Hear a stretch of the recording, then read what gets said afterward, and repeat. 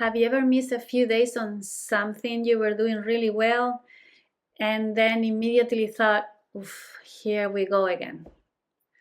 Maybe you miss a workout or you don't work on the project.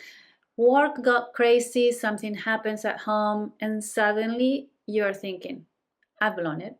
I'll start again on Monday.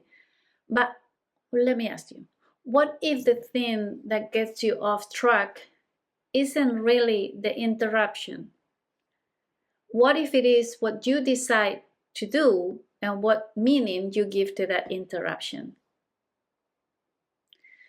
Something I've been paying much more attention in my coaching is what happens in that little space between something going wrong and then us deciding that we are completely off track. Because those are not the same thing. I'll give you an example. One of my clients, she was working the week to make consistent progress, time to herself to get into a consistent progress with her goal. And then she came to a session and she told me, I had a break this week. I was like, okay, what happened? She said, well, Thursday was awful. My energy crashed, and her own words, I have collapsed.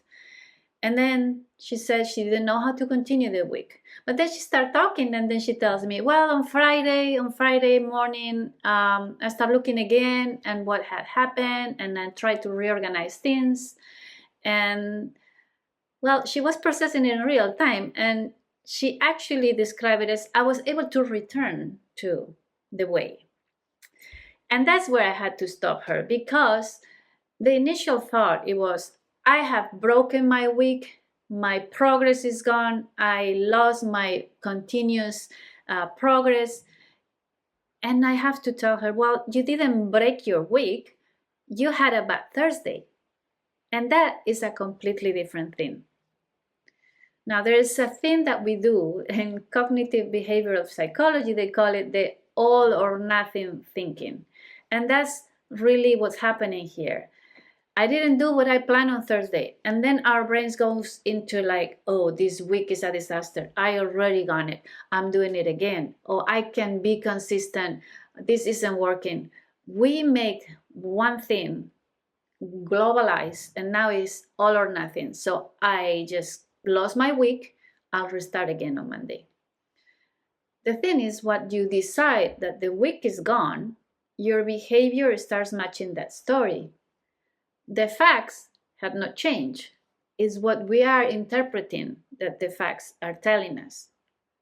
My client, she has already returned on Friday. When Friday came, she went back to her goal and making progress again. But in her mind, she had broken the week on that Thursday when she didn't do what she had to do, what she has promised herself she was going to do. And one low energy day is not a bad week. And that was the realization with my client. She was like, whoa, yes, whoa. Because she can see the difference suddenly, like the all or nothing thinking. That make a big difference in her progress in the next few weeks. Now, another example. Another client, he had planned to run and go outside, but there was a thunderstorm.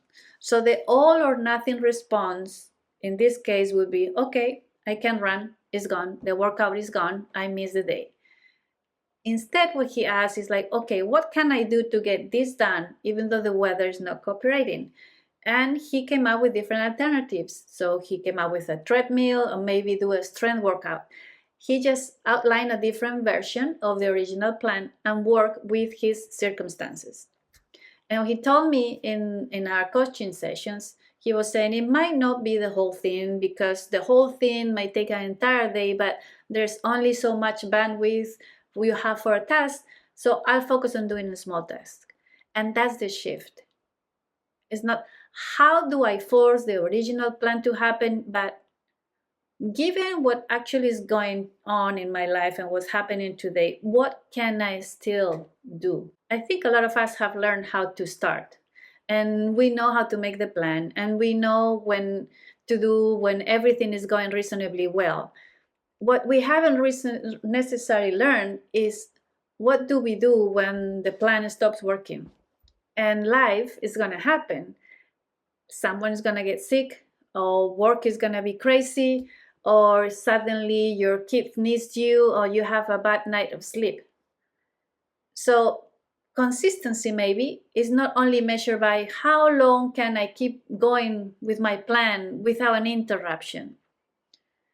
There's another measurement, is how quickly can I work with what happened and continue. And that's much closer to what real life and what my clients was actually learning during our coaching.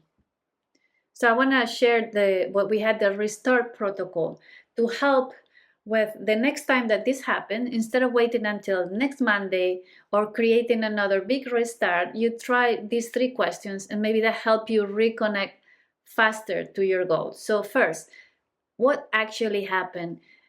Strip away the interpretation, just focus directly on the facts. It's not about I blew the week. It's like what literally happened. Okay, I missed 2 workouts. Fine. I didn't write for 3 days. Fine. Whatever it is, facts first, because you cannot make a useful decision if you're just giving this all or nothing thinking. The second question is, what still counts? So life happened. Maybe you don't have the same amount of time.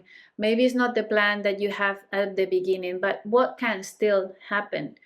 And maybe it's not 1 hour because you don't have that hour anymore, but is it 10 minutes that you can focus on doing something? Maybe the run is not happening like my client. Can you go on a treadmill, or can you do a strength workout? Something different. What still counts? And number 3 is, what is the next thing that I can do?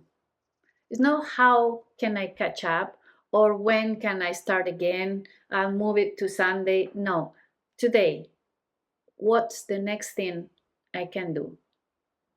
And don't create an arbitrary future starting line because the original plan broke. So maybe the reason that 1 bad week sometimes becomes 6 months loss is not because the interruption was really that powerful, but we interpret that interruption in a way that makes us stop, and we decided to stop. And what we decided to stop, now we need a new beginning. You need another Monday, you need another plan, you need another burst of motivation, another promise to yourself that, okay, this time I will stick with it. But life happens. You can have a terrible Thursday, and then Friday can simply be Friday.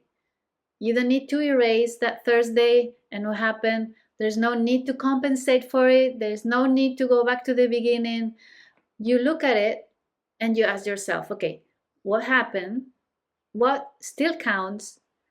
What can I do next? And you continue from there. So think about the last time you fell off track with something that you care about. What happened after the interruption? Did you adjust and keep going, or did you decide to start again later? I want to know. Tell me in the comments. I'm really curious to know what happened for you in that moment. And remember, a bad day doesn't become a bad week until we start treating it like one. Bye.